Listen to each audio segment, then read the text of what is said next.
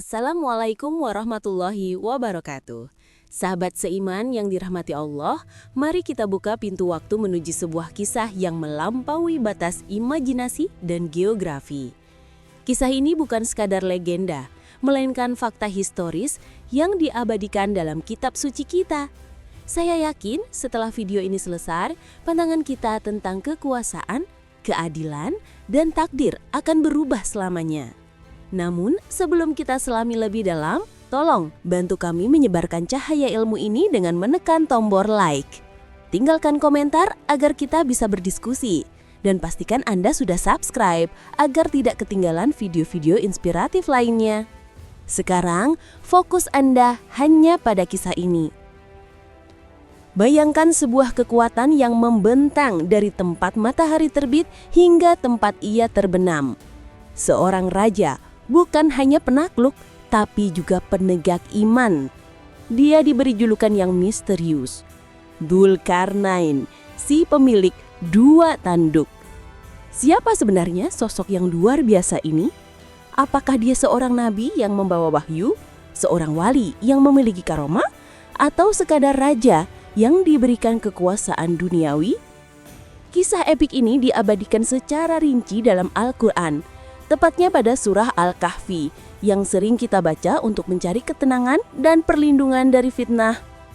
Allah Subhanahu wa Ta'ala berfirman, "Wa yas'alunaka 'an dzil qarnain qul sa'atlu 'alaikum minhu dzikra." Wa yas'alunaka 'an dzil qarnain Qul sa'atlu 'alaikum minhu dzikra. Dan mereka bertanya kepadamu Muhammad tentang Dzulkarnain. Katakanlah, aku akan bacakan kepadamu cerita tentangnya. QSL Al-Kahfi 83. Dzulkarnain hidup di antara masa Nabi Musa alaihissalam dan Nabi Isa alaihissalam. Mayoritas riwayat yang didukung oleh ahli sejarah seperti Wahab bin Munabih sepakat bahwa Dzulkarnain bukanlah seorang nabi. Beliau adalah hamba Allah yang saleh, seorang raja yang diberikan karunia besar berupa ilmu pengetahuan, kekuatan militer, dan yang terpenting, petunjuk untuk menjalankan misinya. Semua yang ia butuhkan, apakah itu membangun pertahanan, menegakkan keadilan, atau melindungi rakyatnya, selalu Allah berikan jalannya. Beliau adalah simbol pemimpin yang kekuasaannya didedikasikan sepenuhnya untuk menegakkan tauhid dan keadilan di muka bumi. Julukan Dzulkarnain atau pemilik dua tanduk ini memiliki tafsir yang paling populer merujuk pada perjalanannya yang sangat jauh. Dari ujung barat bumi, tempat tenggelamnya matahari, hingga ke ujung timur, tempat terbitnya matahari. Kedua ujung ini diibaratkan sebagai dua tanduk yang melingkupi dunia. Tujuan utama perjalanan ini bukanlah untuk mencari kekayaan atau kekuasaan, melainkan untuk mengajak umat manusia yang masih dalam kegelapan agar beriman kepada Allah.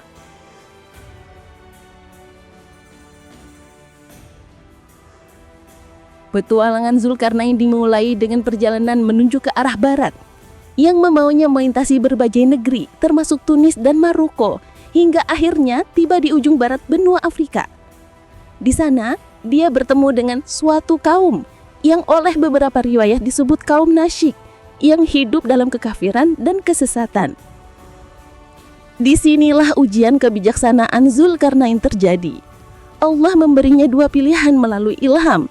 Pertama, menyiksa mereka karena kekafiran mereka. Atau kedua, mengajak mereka beriman dan mengajarkan hukum-hukum agama yang benar. Sebagai pemimpin yang bijak dan berpegang pada hikmah, Dzulkarnain memilih jalan dakwah. Beliau mengajak mereka untuk mengenal Allah, Tuhan yang Esa, dan mengikuti jalan yang benar.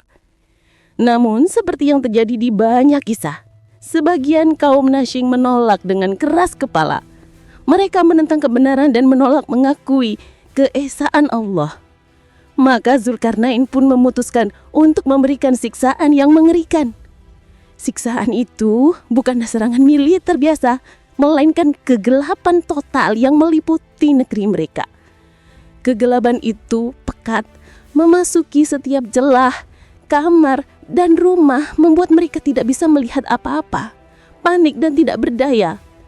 Dalam ketakutan dan keputusasaan inilah hati mereka luluh. Mereka menyadari kesombongan dan kesalahan mereka, lalu bertaubat dan beriman kepada Allah. Keadilan telah ditegakkan dan misi dakwah berhasil melalui jalan yang berbeda. Setelah sukses di barat, Zulkarnain melanjutkan langkahnya. Pertama ke sisi kanan bumi, yaitu negeri Hawil yang diyakini berada di Yaman. Di sana beliau kembali menemukan kaum yang belum tersentuh cahaya iman. Beliau menggunakan pendekatan yang sama, ajakan penuh hikmah. Sayangnya, kaum Hawil juga menolak sebagian ajakan itu, dan kembali Zulkarnain menyiksa mereka dengan kegelapan itu juga. Sekali lagi tekanan kegelapan membuka hati mereka, membawa mereka pada kesadaran bahwa hidup tanpa petunjuk Allah adalah kegelapan yang mencekam. Mereka bertaubat dan akhirnya beriman kepada Allah. Perjalanan terus berlanjut ke arah timur menuju tempat terbitnya matahari yang diyakini berada di sekitar wilayah Cina. Di sana Zulkarnain bertemu dengan kaum Munsik, sebuah kaum yang sangat unik. Mereka hidup tanpa rumah, tanpa bangunan, bahkan tanpa pohon pelindung. Sinar matahari begitu terik sehingga mereka harus menggali lubang-lubang di bawah tanah dan tinggal di sana saat siang hari. Mereka baru beraktivitas di permukaan setelah matahari terbenam. Keunikan mereka tidak berhenti di situ. Konon kaum Munsik memiliki bentuk fisik yang berbeda dengan telinga yang sangat besar. Bahkan ada yang mengatakan lebih besar dari telinga gajah. Telinga itu digunakan untuk kebutuhan sehari-hari. Satu sebagai tikar tempat tidur dan satunya lagi sebagai selimut. Zulkarnain memandang mereka bukan dari bentuk. Penerjemah itu menjelaskan, Ya'juj dan Ma'juj adalah makhluk yang mirip manusia, namun buas seperti binatang. Mereka adalah keturunan Yafits bin Nuh.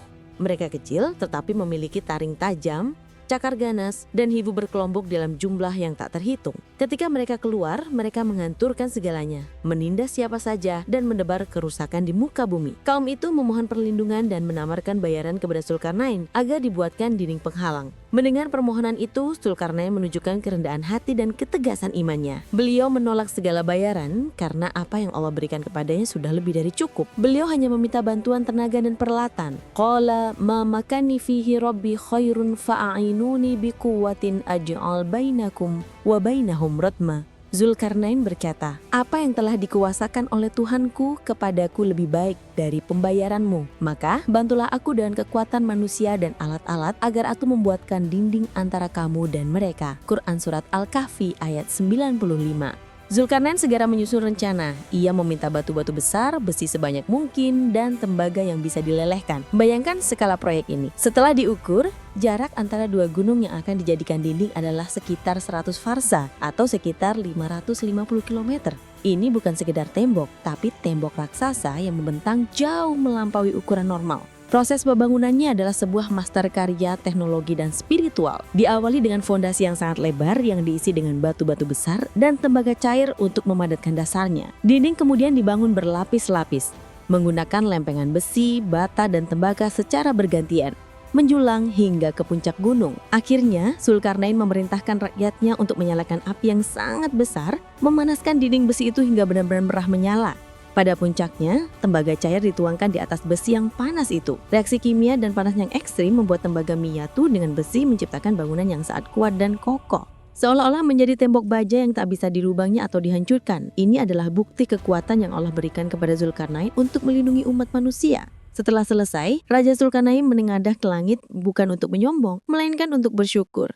Beliau berkata dengan rendah hati, "Ini adalah rahmat dari Tuhanku, bukan karena aku hebat, tapi karena Allah yang memberiku kemampuan untuk membuatnya." Beliau juga mengingatkan bahwa dinding ini hanya akan melindungi manusia sampai waktu yang Allah tentukan. Karena setiap yang ada di dunia ini pasti akan binasa. Janji Allah itu pasti benar. Dinding itu berdiri gagah, memisahkan dunia dari Ya'juj dan Ma'juj. Namun, bangsa perusak ini tidak menjerah. Setiap malam mereka datang, melubangi dinding itu dengan gigitan dan cakaran mereka yang tajam, didorong oleh semangat kehancuran yang membara. Namun, setiap kali fajar menyingsing dan mereka pulang, Allah mengembalikan dinding itu seperti semula. Lubang yang mereka buat selalu tertutup kembali. Hal ini berlangsung dari hari ke hari, minggu ke minggu, tahun ke tahun. Sampai pada satu malam, Setelah mereka berhasil melubangi sebagian dinding, salah seorang yang dari mereka berkata dengan ucapan yang berbeda dari biasanya, "Ayo kita pulang. Insya Allah, besok kita akan keluar dari penghalang ini." Ucapan insya Allah atau jika Allah mengendaki inilah yang menjadi pembuka takdir baru bagi mereka. Keesokan harinya ketika mereka kembali, lubang itu tidak lagi tertutup. Dinding itu semakin tipis, semakin rapuh. Akhirnya mereka berhasil menembus dinding tersebut dan keluarlah mereka. Jumlah Ya'juj dan Ma'juj benar-benar tidak terhitung. Nabi Muhammad SAW bersabda, jika mereka keluar dan minum dari Danau Tiberias, air di sungai itu akan habis tak tersisa. Mereka menyebar sebagai ombak yang menggulung, menyerang segala penjuru, tidak mempedulikan tua, muda, laki-laki ataupun perempuan. Mereka bahkan mencapai puncak kesombongan dengan berkata, "Kita telah membinasakan seluruh penduduk bumi, sekarang mari kita binasakan seluruh penduduk langit." Mereka melepaskan anak panah ke langit dan anak panah itu turun kembali dengan berlumuran darah, sebuah ujian terakhir bagi kesombongan mereka. Setelah kesombongan itu, Allah pun mendatangkan balasannya, bukan dengan pasukan besar, bukan dengan petir, melainkan dengan sesuatu yang kecil dan tak terlihat, seekor ulat kecil yang disebut miasis. Ulat ini dikirim Allah dalam jumlah yang sangat besar, masuk melalui telinga dan hidung mereka, merusak otak dan secara perlahan, jutaan pasukan Ya'juj dan Ma'juj pun tumbang dan mati di tempat. Namun masalah belum selesai. Seluruh bumi dipenuhi oleh bau busuk dari jutaan bangkai mereka, membuat manusia sulit bernafas. Lalu Allah menurunkan hujan yang sangat deras, membanjiri seluruh permukaan bumi, mengalirkan bangkai-bangkai itu dan menghanyutkannya ke laut. Ada riwayat yang menyebutnya peristiwa ini berlangsung selama 40 hingga 70 hari. Inilah pelajaran terbesar, akhir dari kehidupan Ya'juj dan Ma'juj, dan keselamatan umat manusia tidak ditentukan oleh kekuatan militer atau kehebatan teknologi buatan manusia, melainkan sepenuhnya oleh kehendak Allah Subhanahu wa Ta'ala. Raja Zulkarnain telah menyelesaikan babak utamanya. Beliau tidak hanya meninggalkan jejak langkah di bumi, tapi juga jejak cahaya iman di hati manusia. Dari ujung barat hingga ujung timur, beliau membimbing kaum-kaum yang tersesat. Namun perjalanan Zulkarnain belum benar-benar terakhir. Di bagian selanjutnya, kita akan menembus batas dunia saat Zulkarnain melanjutkan petualangannya mencari mata air kehidupan bersama dua sosok penting, Nabi Ilyas dan Nabi Khidir. Kita juga akan menyingkap misteri pertemuannya dengan malaikat di puncak Gunung Qaf, sebuah tempat yang penuh dengan rahasia tak terlihat oleh manusia biasa.